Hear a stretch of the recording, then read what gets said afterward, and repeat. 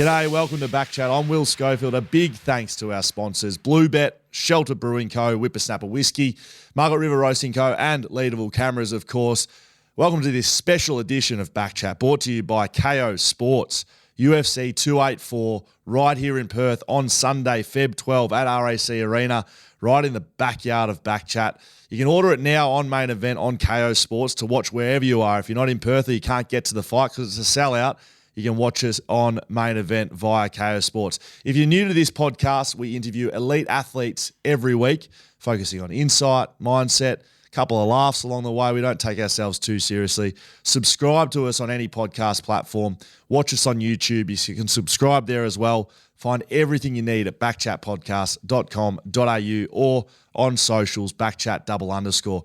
We are very lucky ahead of UFC 284 to be joined by three of the best mixed martial artists who will be fighting on the card here in Perth. They're all Aussies: Josh Culibao, Tyson Pedro, and Jack Jenkins. Some bloody Jack. I'll say that again. Some bloody great chats coming up. Let's get into it.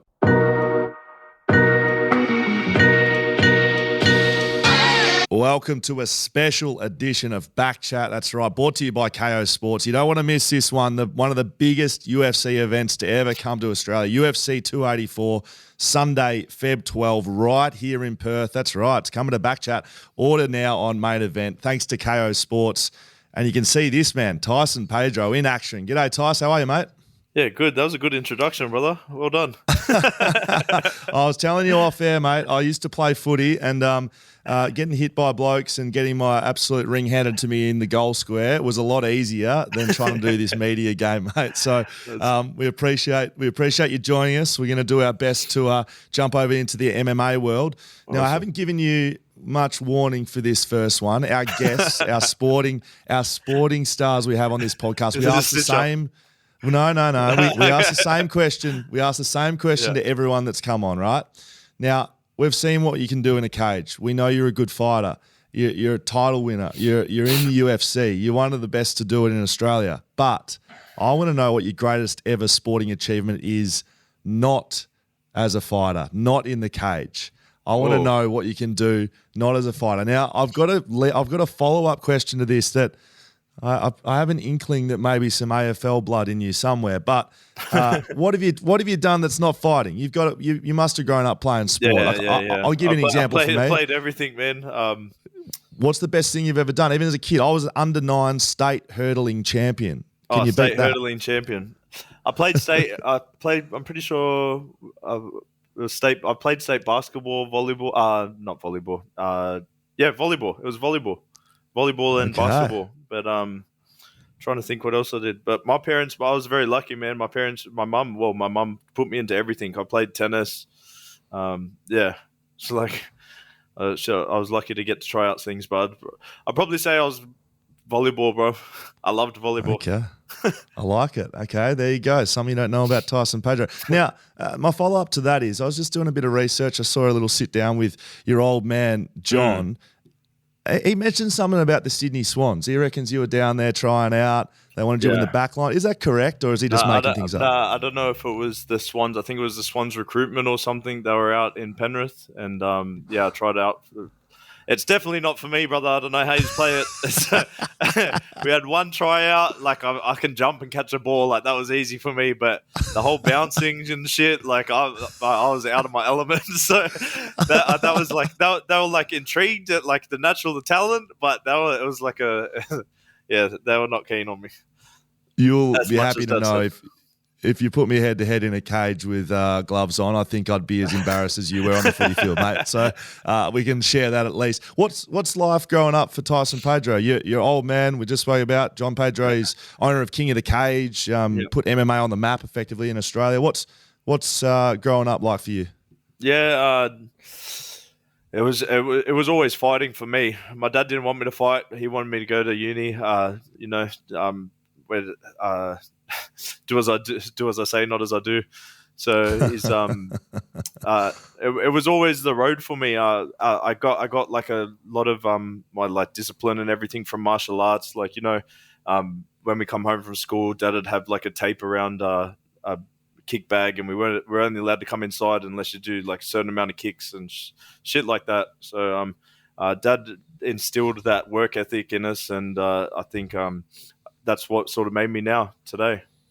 He was pretty hard on you. Is that fair to say? Like, I mean, he's still in your corner now when you fight, right? Yeah. Definitely. Like, I think outsiders looking in would probably call it abuse, but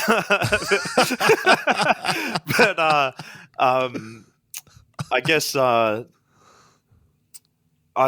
the time you don't really understand when they're being hard on you. But I know now that it sort of like forged the person I am. So, I've only been knocked out twice, and both times were by my dad. So, is that true? Yeah. Sorry, it's probably not that funny, but Jesus Christ. No, it's it wasn't funny at the time, but it's like in my head still. I still think to this day, like obviously there are people that will punch harder than me, but it's like sort of giving me that thing that no one will ever hit me as hard as my dad did. Oh, nice. Okay, we like it. Okay, so he's ruled with the stick a little bit, but like you said, it's flowed into you as a fighter, and you're doing great things. You've been in the game for a while. You missed some time with injury. I want to get into that in a little bit, but we're not traditionally an MMA podcast. We speak to elite athletes, which you are one of those. Can you tell listeners and audience that maybe not massive into MMA what sort of fighter are you? How do you fight? I remember watching you in Perth, and I like what I saw. Yeah, so I think initially I would say that I was like because I have a jiu-jitsu background. We started Japanese jiu-jitsu when I was 4 years old, so that was really instilled in me. And Japanese jiu-jitsu, I don't know, it was more for war than Brazilian jiu-jitsu was designed for self-defense. So then I got into boxing. So I sort of had this weird combination of jiu-jitsu and boxing. And it wasn't until later on that I got the wrestling background. So my hands are good, my grappling's good, and now I've come down to City Kickboxing in New Zealand to try and get even better at my stand-up and my kickboxing. Yeah, unreal. I want to ask you about City Kickboxing in New Zealand. Some big names coming out of there. The fight game, you've got to make your way through. I assume as an Australian fighter fighting in local promotions, but the UFC is that pinnacle, right? The one you want to reach. Is it true before your first fight you rang Dana White and you said, if anyone pulls out, I want in? Is that true? I didn't ring him. I didn't have his number, but I think I sent a message or something, or sent something to someone. I had written it in my diary that I was going to fight in November for the UFC. If like weird how it manifested, man. It was like exactly how I wrote it, and wow. Yeah, it was just like it shouldn't have happened. I'd only had 4 fights, like professional. I've had more fights now inside the UFC than I did outside of the UFC. It was like, wow. So it was. It's not usually the route that it's taken, but it worked out for me. So that first fight in the UFC, you were on a reserve list, and by the sounds of it, thanks to Dana White and a text message, Luke Rockhold pulls out. He does his ACL. You come in. You have a big win. 2018 is a big year for you. You sign a big deal with the UFC, a 6-fight deal, which is it's a huge deal. But shortly after, you're in a fight and you injure your knee, and then you miss a lot of time through that. What's that been like? What's that fight been like for you? Yeah, I'm sure you can understand playing yourself. If assuming you've had injuries, but it was like it's so much different than not like it's just different, especially when you're in that team environment. Like I guess with AFL, I assume it's like with the NRL. I've only spoken to those boys. They have like their injured group or whatever, and they all have to meet up and they train. And with MMA, it's all on me. So it's like if I don't turn up to my rehab, it's like it's not getting done if I'm not doing this. So it's the support network. I was lucky was my family. So but 4 years off. Like 2 knee recos, 3 surgeries, and it's just like anyone, man. We all go through our ups and downs, and obviously not getting paid in that time, so you're trying to find other ways for money, and it was a long road back, but everything was supposed to happen that way for me. I got to figure out with businesses, and also I had my baby daughter who that was a blessing. So and now because of all of that, I think the mental aspect of the fight game, that like, because I was able just to become a student of the fight game, like the mental side of it for in that time off, just learning how to be the best version of myself as well. So it was all meant to be, and it's made me a better fighter because of it. It's unreal, mate. That's people listening along to be able to do that for 4 years, let alone 1 year with an ACL, but to miss 4 years and have it on yourself, it's incredible. It's good to hear. Do you love fighting? Like, it sounds like it's in your blood. Yeah. Is it something you love? And if it is it? How does it feel to be doing it again? Yeah, for sure. And I'm getting tingles now thinking about it. It's like that's yes. I think that's what the hardest thing about being off was like when you found what you love doing, and then that's taken away from you. It's hard to figure out who you are. It's like, I pretty much identify. I'm sure that like I've been thinking about this with some of my friends retiring from NRL and football, and you've identified yourself as that person for so long. It's like you've been that footballer. It's like sometimes it's hard to make that transition, and that was happening with fighting. I was that person that loved that thing, and it was taken away. So from my family and outsiders looking in, I was in my lowest spot, but I just knew I was going to get back there. So it's like, I think it sounds like you found a bit of an identity away from fighting in the time, though. So as you mentioned, you're a dad now. Yeah. What's that been like? How's that impacted your life, your mentality? Oh man, it's nuts. They actually came over to New Zealand on Christmas Day, and she's getting to see what her dad does, like getting punched in the face and being in the gym and just understanding what hard work is and discipline. And she's helping me sweep the mats. And I think I'm just really enjoying being able to show my daughter. Like I never went on flights and like holidays and stuff as a kid, and she's been to all over the world now, like Paris, Spain, like crazy, and to be able to show like this is why you get to do that. It's been really cool as a dad. Yeah, that's unreal. So you mentioned New Zealand. You're over there training, city kickboxing. People again who aren't massive fight fans would know the name Israel Adesanya. He's out of that gym too. What's that been like for you, training with guys like that and the crew over there? Because from all reports, is one of the best in the business. Yeah. Well, they just won Gym of the Year, Coach of the Year. So wow. I've been trying to find myself for a long time. I've trained at some of the best gyms in the world, and this is my team. Like, this is where I've been searching for the people, the camaraderie, the skill level, like stuff that is fundamentals to them and basics is stuff that I don't know or haven't got a comprehension of with martial arts. So that's been one of the hard things in camp. Not just the physical aspect of it, but also the skill acquisition is has been a big learning curve. Yes, unreal. Now, I want to ask you mentioned just before, so this is brought to you by KO Sports, and we are sponsored by Shelter Brewing Co. over here on the West Coast on BackChat land. But as you mentioned, you've become a father and you've had some little tinkles in the business land. You've got a brewery, a beer company over there, Drink West with Bam Bam and the lads. How's that process been? Oh, man, pretty crazy, especially to think that it was started as a joke. So we were off, and Ty was just like, Bam Bam was like, do you want to start a beer? Because I liked beer more than he did. He was more of a spirits guy. I was like, yeah, okay, let's do it. So we did that. We made way too much beer because it was two fobs figuring out how much beer to buy.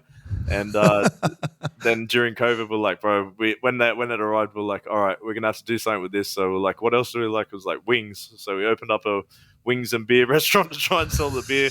And it's just been pretty much a bunch of fuck-ups after another until we figured out how to really get our groove on. So now it's all starting to work out, and really been enjoying seeing how it's all done. Yeah. Yeah, well, I've been enjoying your work over there as well, lads. If you haven't seen it, listeners and watchers, you may have seen a bit of a viral ad put out by the boys. I got a question, and if you haven't seen it, just Google Drink West and what about me? Can I ask, is Shannon Knowles' goatee painted on? I couldn't tell you, man. But what a good dude. He's such a good dude. And he should have won. Hilarious. Correct. Runner up. runner up in Australian Idol. So, who came up with that idea? Was that yours or Bam Nah, Bam's? that's all Ty. Ty's like a genius at marketing, man. Like he just knows what the people love. So That's great. he's Mate, that was unreal. as you can see, why there's so many people behind him. Now, I know you've got a big day of media and chat, so we do appreciate your time. I want to get into your fight coming up, your upcoming opponent at UFC 284 on Sunday, Feb 12, here in Perth. Watch it on KO, order it on Main Event. Now, one weakness of mine, like I said, I was a footy player now in the media, is my pronunciation. So if I butcher this, who cares? Well, I know it's not going to be my name, so... No, Zhang Ming Yang. Is that right? No, that sounds good, man. All right, I think. good. I don't know. I haven't said it too many times. So you're fighting him coming up, right? What do you know about him? Yep. What are you expecting of the fight?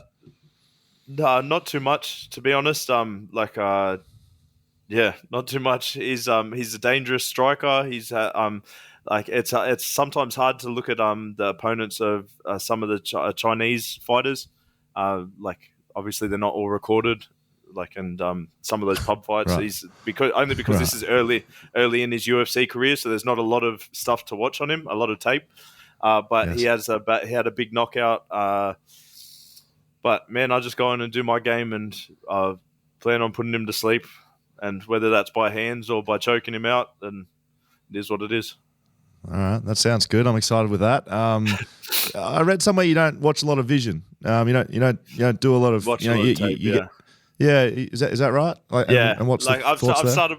I've started watching more, but I don't know. I'll watch it probably 3 times during my camp, one at the beginning, one in the middle, one at the end, but I don't know. I feel like sometimes when I watch it too much, I'll start overthinking it, or if he does this, then he does that move, and sometimes I can get lost in my thoughts with that. So I just watch it a few times. The coaching staff watches it. They find out what details they think we'll be able to exploit, and then we'll just work on that during the camp. So I just put my trust in my team. You'll be walking out with your much renowned hat on your head when you come out to fight, the military hat. Can you quickly talk to us about what that means and what that represents to you? Yeah, so my cousin was killed in Afghanistan, and I just wear that hat out. My auntie sent me his hat, and I just wear it out to every fight. So it's sort of just a reminder for me to just live my life. It's one, but one is for him, and I just want to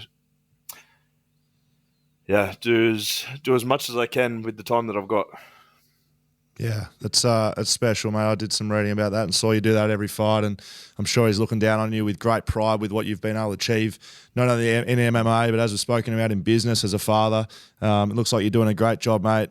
Look forward to having you over here in Perth. Have you been to Perth before? I know you have. Yeah. What are you looking forward to getting back over here? Yeah, well, it was really quiet when I went over last time. I don't know if that's how it always is, but hopefully we'll be Perth, doing a Drink West after party there. So it could be some scenes, especially if Bam Bam heads over. As long as we can bring along shelter, just for I know Drink West has got it on them. Just if we can bring a shelter, our beer sponsor, just one. And, bring everyone, bring shelter, everyone can come. Well, you said Bam Bam. We've got a whiskey sponsor, Whippersnapper Distillery. They're over here in Perth. They're nice. Won the world's greatest single cask whiskey this year, so we might have to bring a bottle of that down as well. 100%. The last question I got for you, mate, because I'm enjoying your work here, the Aussie fight scene. What can you speak of that a little bit? You guys look incredibly connected. Australians fighting in the UFC. How do you view that and the facilities, the coverage of the sport here in Australia? Can you give us a bit of a summary, your thoughts? Yeah, it's I've been really proud to be part of the sort of shift that happened. When I first joined in the UFC, the media still wasn't backing us at that stage. There was still no UFC zones in the paper, and it still hadn't really gotten the lift, the recognition that we were ready for. So Ty and I were part of that sort of shift where the media really got behind us and started helping us out. And the new guys coming up, they're just getting so good. So seeing all of these badasses just come up from Australia, and Australians getting behind them, it's been cool to be a part of. And I just can't wait to see what Australia does in the future. So especially we've got a champion, man, like with such a small pool of fighters, and we've got a champ. That's a big deal for me anyway. It really motivates me. Unreal, mate. Well, we are very excited to see you fight here in Perth. You can order UFC 284 on main event if you're not in Perth on KO Sports. Not a KO subscriber. Don't worry about that. You don't need to be, and you can still order the pay-per-view. You like some of my work here, Tyson? Yeah, just absolutely rolling these off the top. Bro, do your thing. I'm enjoying it. Very good, mate. All right, look, I'm looking forward to seeing you fight, and then I'm looking forward to seeing you after for a beer, mate. It's been a pleasure to chat, and we'll see you on the ground here in Perth. Very nice to meet you, brother. Take care. Thank you.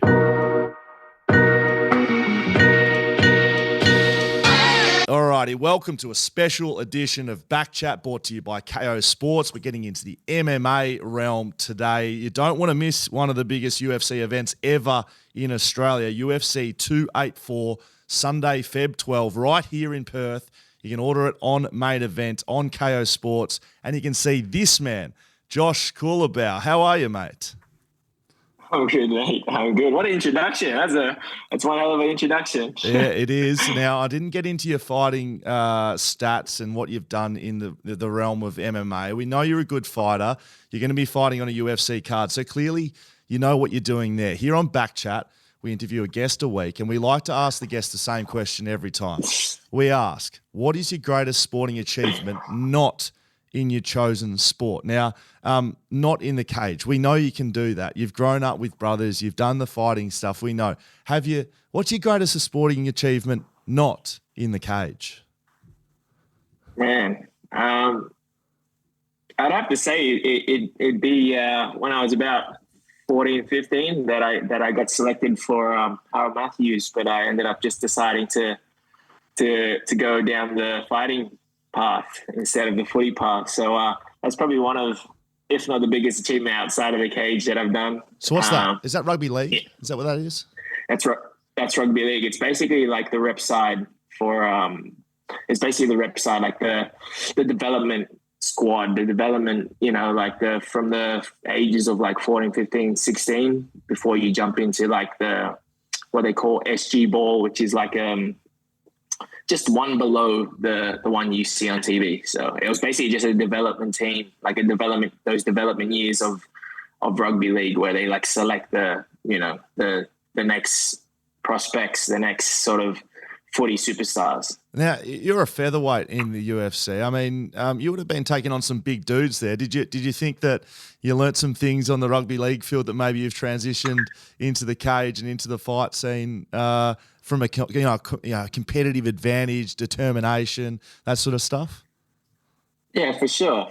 Actually, when I was, 14, 15, 16, I was pushing nearly 3 digits. I was nearly 100 kilos. I was a big kid. Wow. I was tackling and playing with the big boys up front. So I think I gained an advantage that, that I'm not scared just because you're big, I'm like, and now I'm fighting guys my actual size. It's not a big thing for me. I'm not scared or anything. I know I got the mongrel in me to push through and then, get in your face and, if it gets dirty, it gets a little bit dirty. So what? Yeah, I like that. That's seeing some of your fights. It looks like you fight that way as well. We're going to get into UFC 284 and your opponent for that fight a little later on. I want to go all the way back though. What's childhood like for Josh Culibao? How's growing up? Like I said, you've got you're a brother of 4. Is that right? That's right. Yeah. What's it like?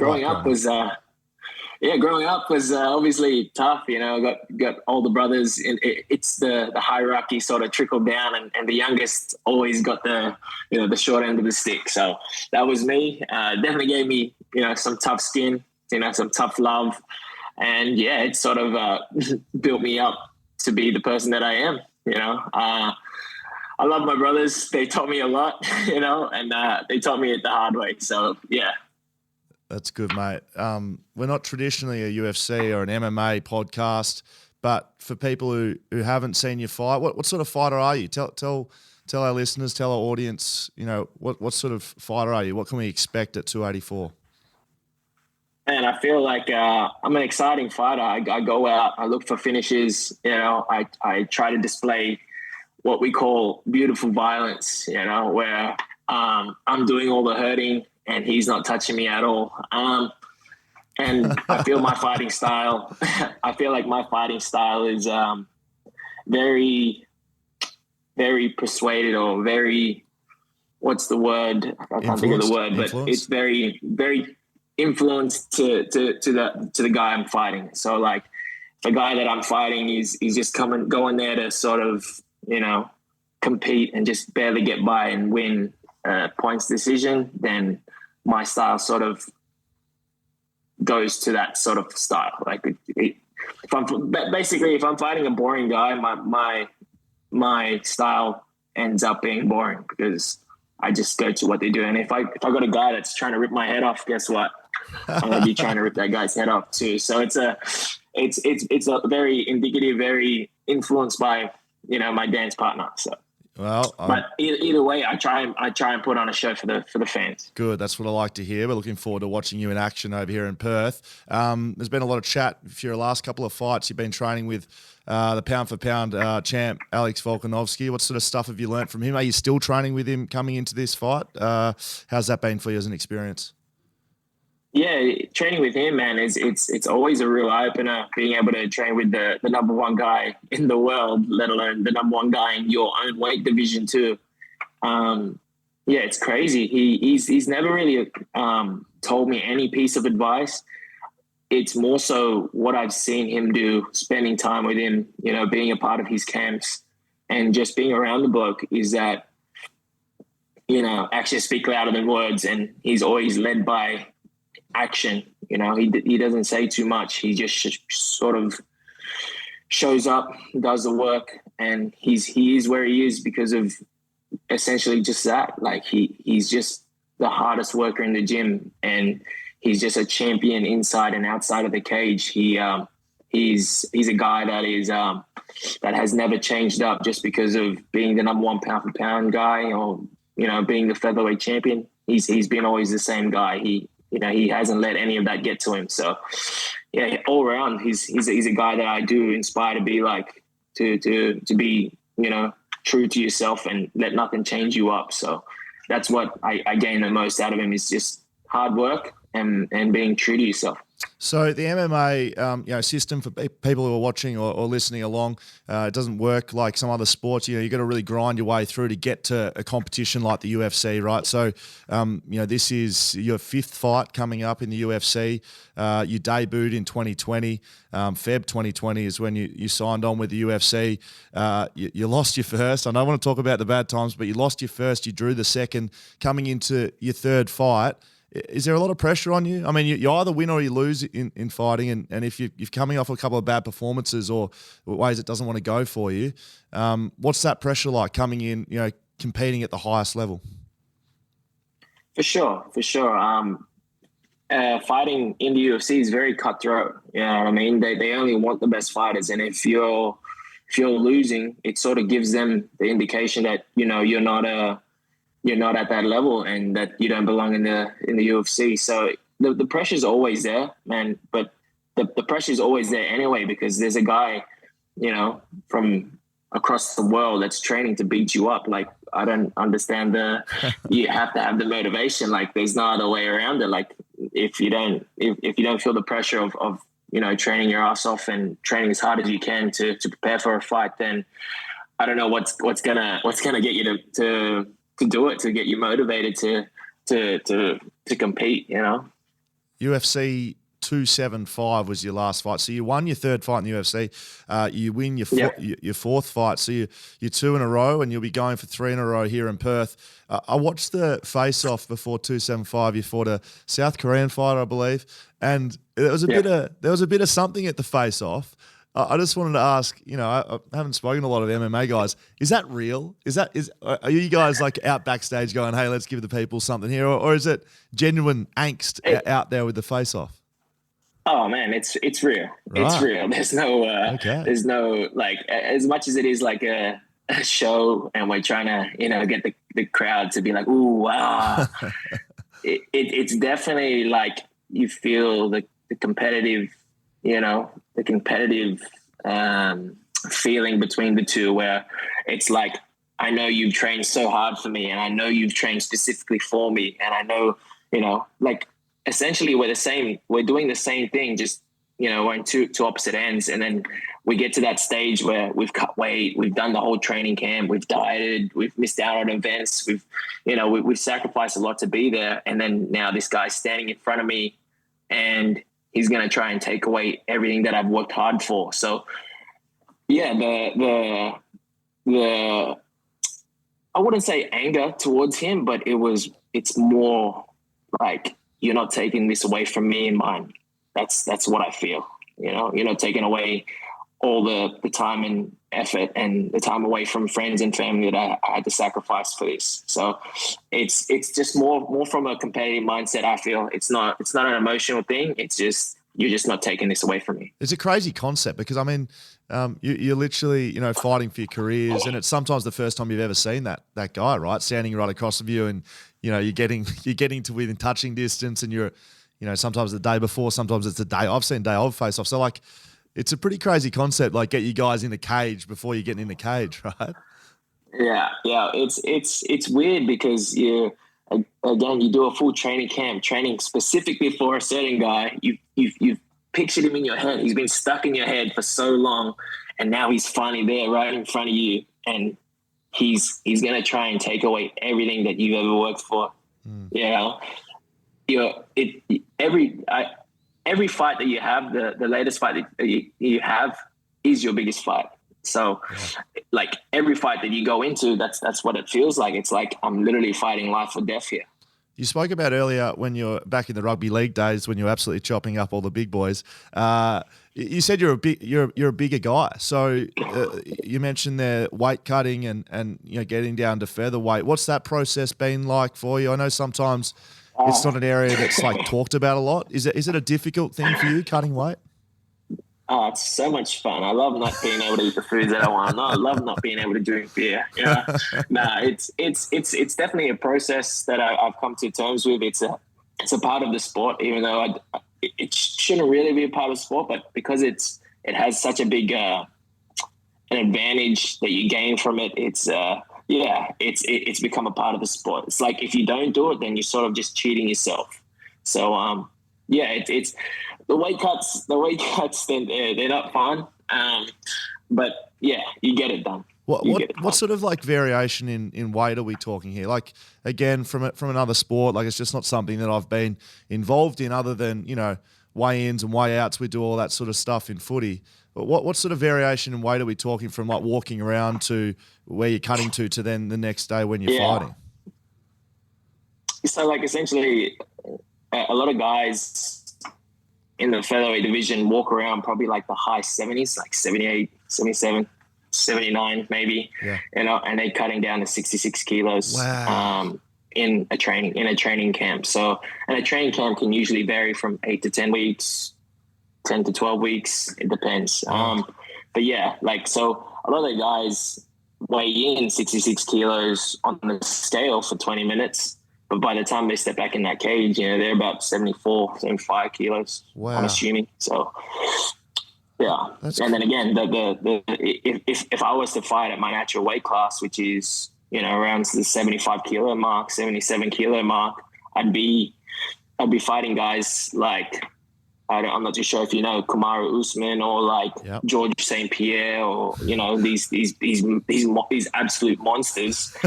So it doesn't make sense. So everyone cuts weight to sort of gain the advantage, but it's not really gaining an advantage because everybody's doing it. So it just becomes like, okay, yeah.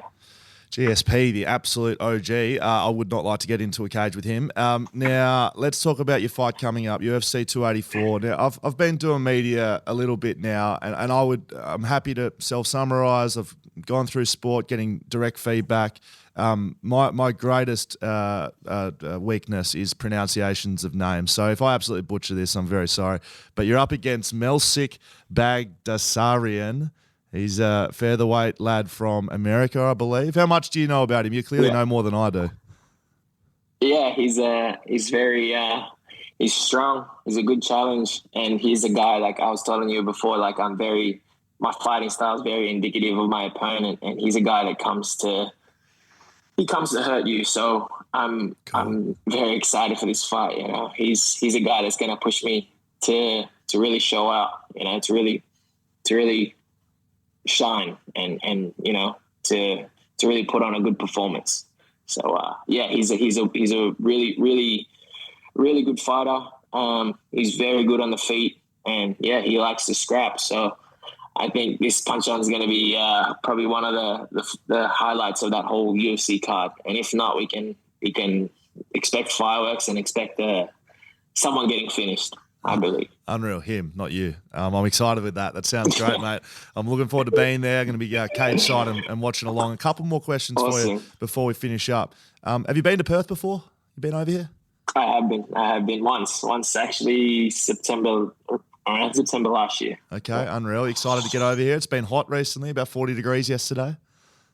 Oh, great. Yeah, I can't wait. It's all right. We'll have the aircon turned up at RAC Arena. No worries. We'll get that pumping in there. A morning fight, I think, as well. I just wanted to finish on the Australian fight scene and the sport in Australia. Just your views and how you see it developing, the facilities, the coverage it gets in the media, the money in the sport here in Australia. And you guys look kind of connected. Australian fighters, you look connected. Can you give us a bit of your thoughts on the sport here in Australia? I do feel the Australian fighters, especially on the international level, don't get as much attention as rugby league teams or any other sort of sports. It'd be nice for us fighters to get sort of that same attention that these other sports do. You know what I mean? That would be nice first, and second, the fighters just having that connection, like you just said, is, I feel like it's we all come through the same way. We go through the grassroots promotions, and we build our way up all the way to being number one, sort of in the region, and then we get picked up by the UFC. So there's like an understanding of like how much work and how much sacrifice and how hard it is to get to the UFC in our region. It's like we all have that like sort of understanding that if you make it to the UFC, then you put in the hard work and you've sacrificed, and you're at that level. So it's like, yeah, we all have that camaraderie of like, and plus Aussies always sort of band together and just have that sort of like that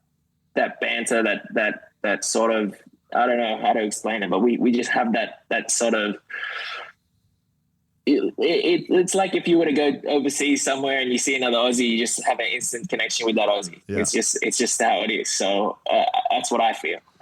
And I do feel like a lot of all the other Aussie fighters feel the same way. Yeah, unreal. Josh, it's been a pleasure speaking to you, mate. Now you've got to get onto a few other of these interviews. So I want to say I'm excited to see you fight. Just remember, you can order UFC 284 on Main Event on KO Sports, not a KO subscriber. Don't worry about that. You don't need to be one. You can still order the pay-per-view. Make sure you're watching. If you're in Perth, make sure you're watching. If you're in Australia, watch this, man. Josh Culibao. It's been a pleasure, mate. Good luck. Cheers. Thank you. Thank you for having me on.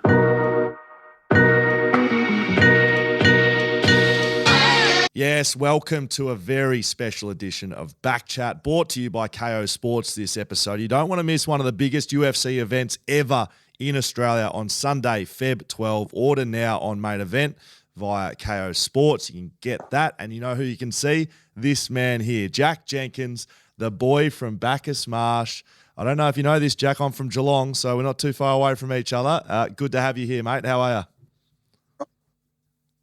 Yeah, very well, very well. I didn't know you were from Geelong, but there you go. Not too far down the road. Not too far down the road. Now, on BackChat, I don't know if you've been following along with the number one podcast in Australia through December, the Sporting Podcast. We ask the same question to every guest we have on this show. And I don't know if it's going to throw you or not. We're going to throw it straight at you. We want to know your greatest ever sporting achievement, not as a fighter. We know you're a great fighter. We know you've won the Contender Series. We know you've won titles here in Australia. You're a great fighter. Good work. We care, but we sort of don't care. Can you tell us what you've done out of the cage, what have you done? Look, I was an under-9 state hurdling champion. My co-host Dan, who's not with us, he took 5 for 16 in a game of under-9s cricket. Didn't win the flag though, unfortunately. That was poor by him. What have you done not as a fighter? What did you used to do as a kid? What did you do growing up?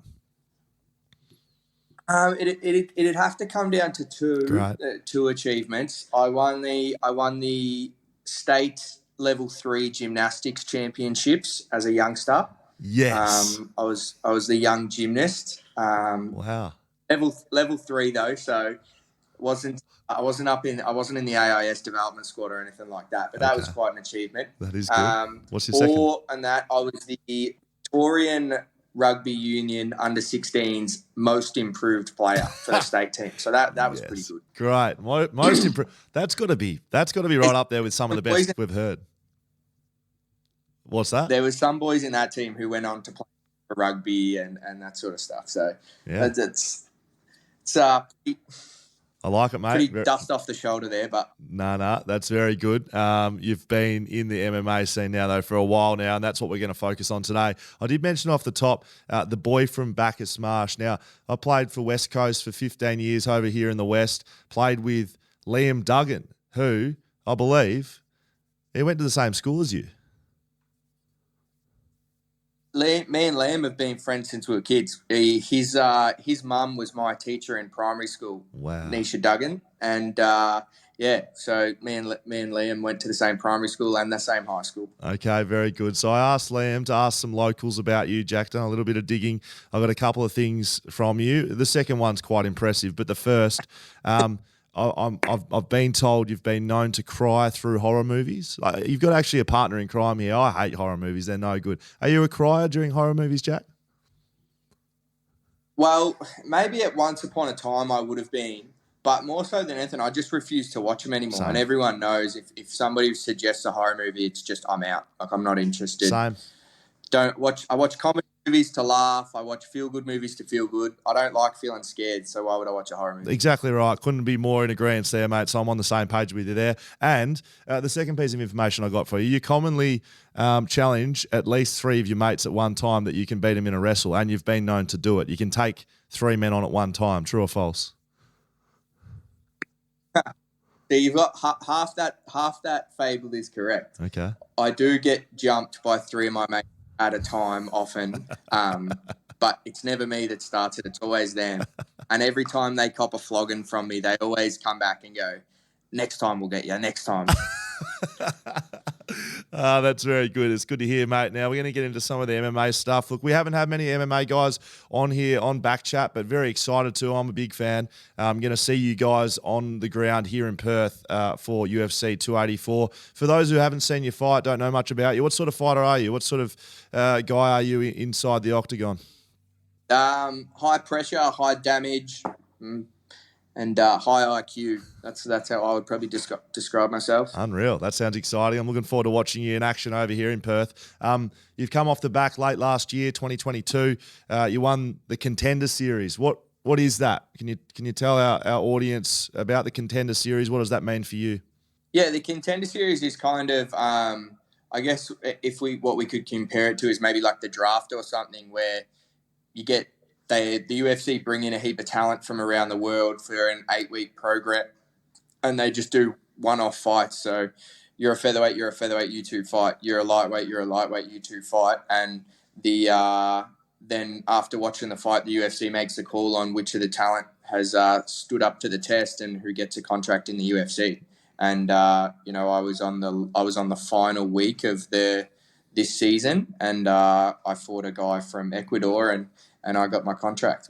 Got a TKO with 30 seconds left in the last round. You've been, I assume, fighting for most of your adult life. What's that like? What's that moment like? That thing you've been chasing, the UFC contract, to have that in your hand, so to say. Yeah, it was unreal. Like, really hard to describe how good it was, especially because we'd been put on the back burner with COVID lockdowns and that sort of stuff. And for guys in this part of the world, it was almost impossible if you didn't already have a contract to get one. So, I sort of maintained my spot as the top guy for 3 years before I got my chance. Wow. And then if you miss that chance, it's a long time before it comes around again. Wow. On that fight against the Ecuadorian, I got to shout out the lads and ladies over at the Unlaced podcast putting things together, because just having a look around, and I'll probably got to give a shout out to Ben P from Perth. I think he did a bit of fight preparation for you ahead of that fight. Can you tell us what happened there? Yeah, so Ben P shot me a message, and I try and open up most of my message requests and get back to people who take the time to message me. And I opened, and it was this message, and he said, "Hey mate, I've looked at your opponent and I've watched all of his fights, and he's only lost one, and he only lost it because he got a big cut above his eye. Right. So I think if you can hit him above the eye, you might cut him open, and that's a good chance." And then I said, "Oh, sweet, mate. Thanks very much." And then he sends me these screenshots of the guy's eye. He got the screenshot from this Peruvian MMA website, which was all in Spanish. So this kid from Perth is going through this site in Spanish, getting data for me from it. And then as it turned out, I got on top in the fight, and I was looking for some elbows, and I copped one right above his eye where he'd been cut, and it just bust open and blood started pouring everywhere. And I thought, fuck, Ben P hit the nail on the head there. So I hooked young Ben P up with their tickets for Perth, so he'll be at UFC 284. Unreal. I'm going to try and track him down, because he should have a job in the game, right? I mean, that's like AFL version of someone ringing up before you're about to have a big matchup on someone and saying, I don't know, this guy doesn't turn left. Like, make sure you stay on his right-hand side or something. Like, he's doing the work. That's amazing. 100%. Huge data there. Yeah. All right, so I'm assuming Ben P's employed by Jack Jenkins and co now. Congratulations, Ben P, on your transition into the UFC game, mate.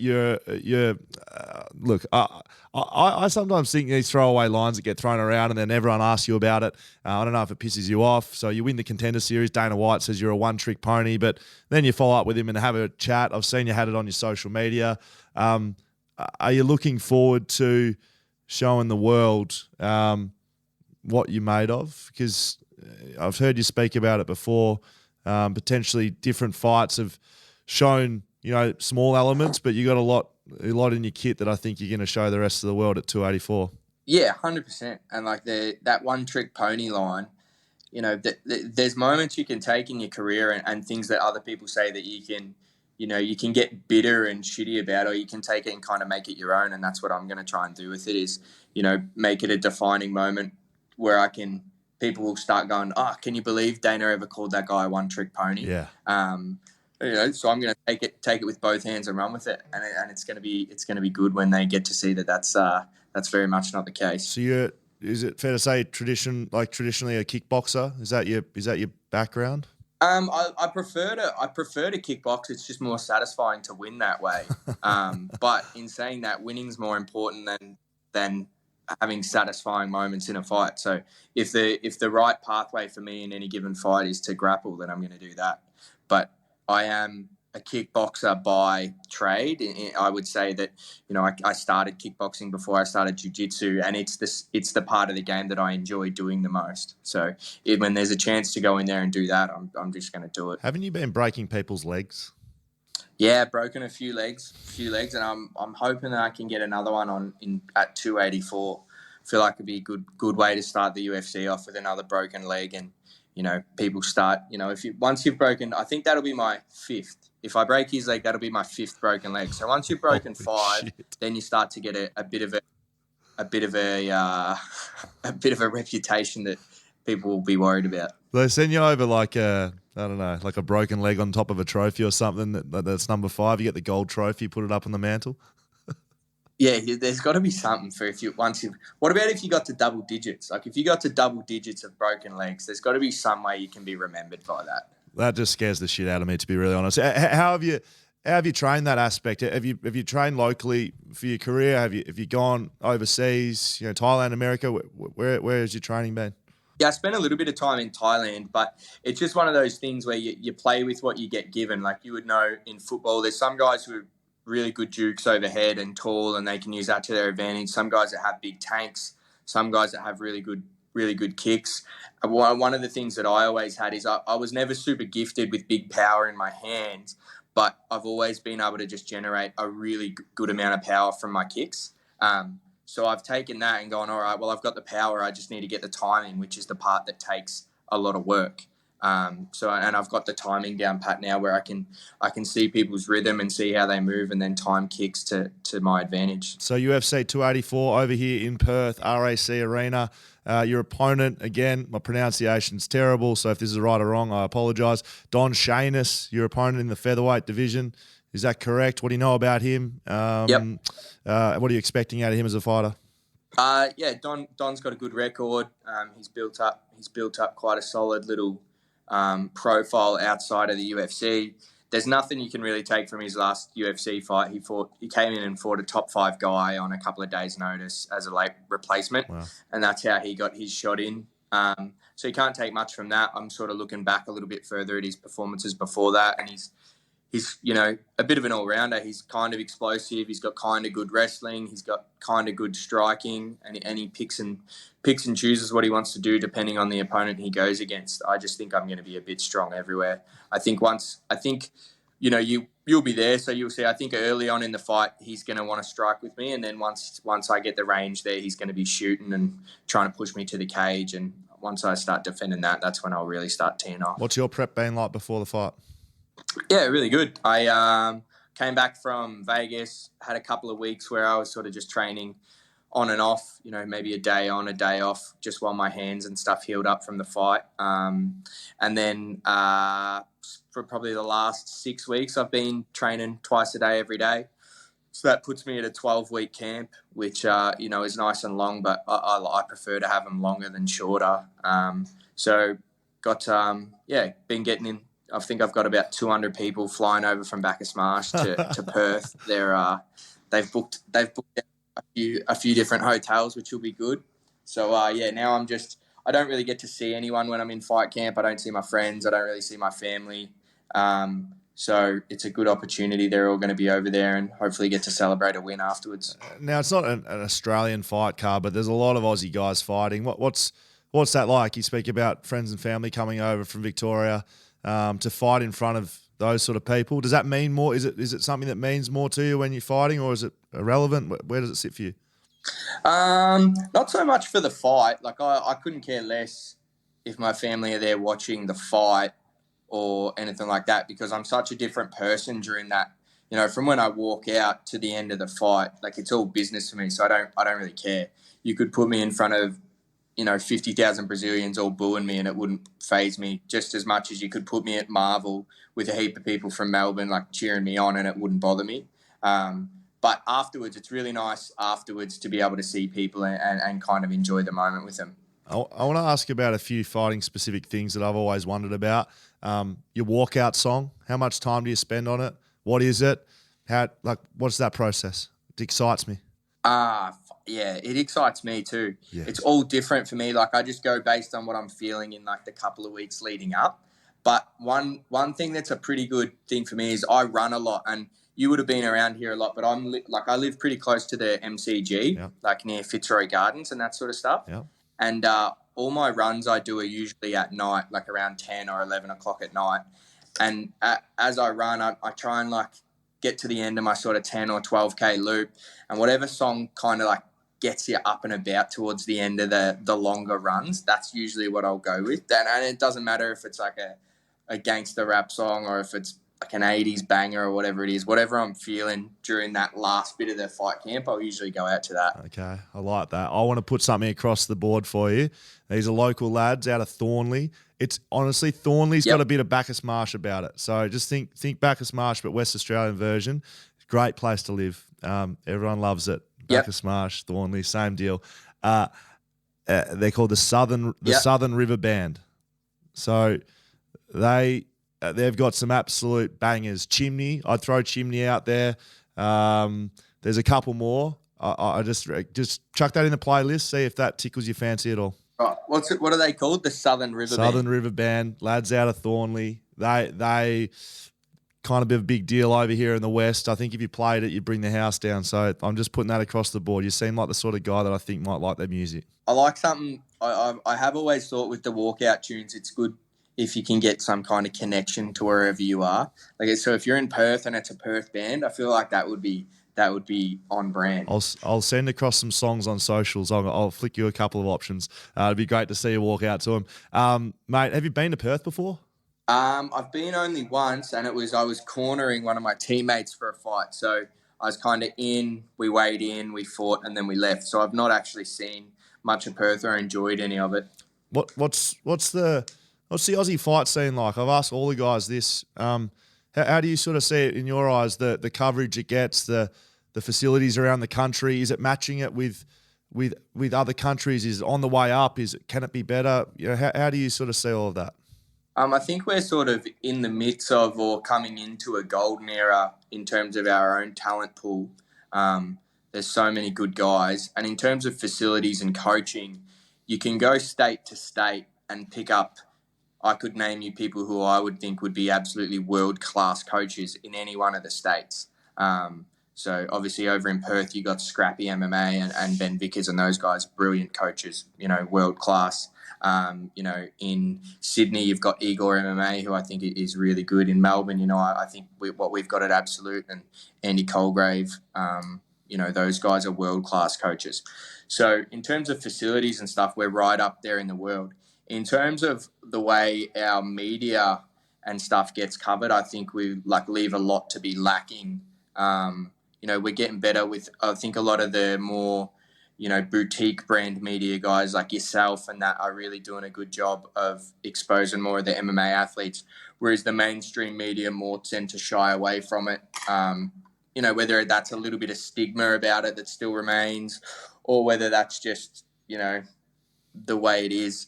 I think a little bit of tall poppy syndrome as well. Like in MMA, you kind of have to be the guy that says, "No, I'm the man and I'm going to be the man and I'm going to beat this guy." And that's kind of a little bit contrary to the way Australians talk. Yeah. Like you would know, being in the football world, it's not like the way you talk to each other in the locker room and on the field is completely different to the persona that you guys give the media, whereas we're not like that. We sort of have to give it up, otherwise we're never going to make any money. Because it's your own. So there's two different aspects of it. Well, because it's just you, right? Like it's your brand. Like it's just you. Do you have to spend time thinking about that? Yeah, for sure. I think the one thing is you think about it a lot, and I think what I try to do when I think about it is how can I be myself and be super authentic, but also, there's parts of me that are fucking boring, and I don't want to show anyone that. You know what I mean? So how can I find the parts of myself that I'm being honest, but people are actually interested in? You can't make bullshit up because people see through bullshit. But you also can't just be vanilla and bland and boring, because then no one gives a fuck about you anyway. Yeah, fair. You don't seem vanilla and boring to us, mate. I'm sure that's not an act. We've got a couple of good sponsors over here that I think once you get over here to the west, we might be able to just sort you out with a couple of little ones, little shelters, our beer sponsors, Whippersnapper Whiskey. Might be able to sort something like that for you. Yep. So we're going to be on the ground. We're going to see you here. Looking forward to it, mate. Now you've had a big day of interviews ahead. Make sure you order UFC 284 on my main event on KO Sports. You don't need to be a subscriber. You just need to pay up, pay-per-view, main event, KO Sports. You can see this man, Jack Jenkins, break his fifth leg. And I can't wait, mate. It's going to be awesome. Yeah, it's going to be awesome. Thanks very much.